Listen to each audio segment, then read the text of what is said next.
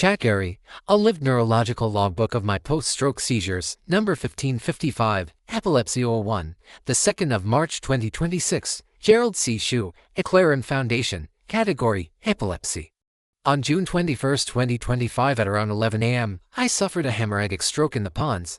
I was hospitalized until June 23, 2025 and discharged when my condition was considered stable, but early the next morning, something unexpected happened. I was preparing breakfast when my daughter called and began asking me questions. I did not answer. I did not move. From the outside, I appeared quiet and unresponsive. Inside, I was absent. To this day, I have no memory of that entire hour. It is completely blank. My wife and daughter rushed me back to Stanford University Hospital. I was diagnosed with multiple epileptic events and readmitted until June 27, 2025. That was the first seizure of my life. It did not look like a seizure in the dramatic way people imagine. I did not shake. I did not collapse. I did not convulse. I simply stopped responding. Later I learned this type of event is often called a focal impaired awareness seizure. Stroke is structural rupture. Seizure is electrical instability. My brain did not mechanically fail at that moment. It electrically desynchronized. Same organ, different failure mode. Because the seizure occurred within 7 days of the stroke, it is classified as an early post-stroke seizure. After a hemorrhagic stroke, blood irritates brain tissue, triggers inflammation, alters ionic balance, and lowers the electrical firing threshold. In simple terms, it becomes easier for abnormal electrical activity to occur. 2 days after discharge, my brain was still in the acute inflammatory phase. Understanding this timing replaced fear with mechanism. After returning home, I began testing my memory instead of guessing.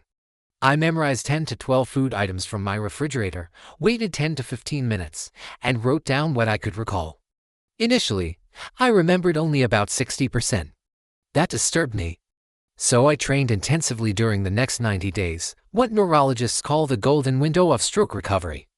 I used puzzles, music, and structured recall exercises daily.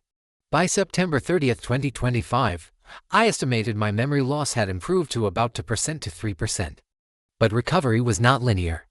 Between October 2025 and February 2026, I noticed something different. Memories from 2 to 3 years earlier became harder to retrieve, including names of people, streets, and locations. After arriving in Honolulu on February 28, 2026, I noticed more difficulty recalling directions. My current rough estimate is about 10% memory loss. It is not catastrophic, but it is real. The stroke occurred in the pons, which controls breathing, heartbeat, and swallowing. It is not a primary memory center. Memory networks involve the hippocampus and temporal lobes.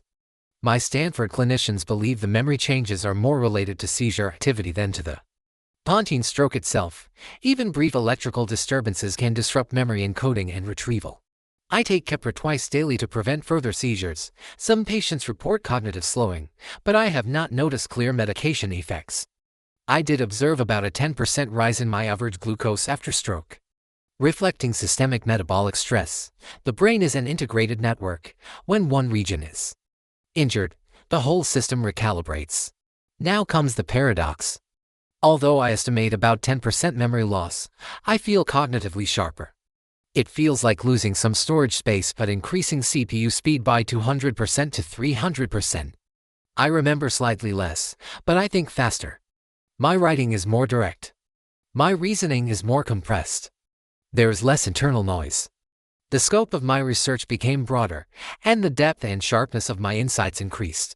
Before the stroke, my mind held massive archives. After the stroke, some storage capacity declined, yet background processes seemed to quiet down. Priorities became clearer. I even reopened some old intellectual drawers from 5 to 6 decades ago, including topology and stochastic processes. This is not supernatural. It is reorganization. Neuroscience calls it neuroplasticity. My former mid-advisor, Professor Norman Jones, noticed this sharpening effect from my recent papers without knowing about my memory loss. That external observation matters to me. I am now studying epilepsy as a logical extension of my ongoing stroke research. Stroke is vascular overload. Seizure is electrical overload. Different mechanisms. Same organ under stress. I am reading critically, filtering claims by mechanism, not marketing. If you experience confusion, unresponsiveness, or unexplained memory gaps after a stroke, do not dismiss them. They may not be psychological. They may be electrical.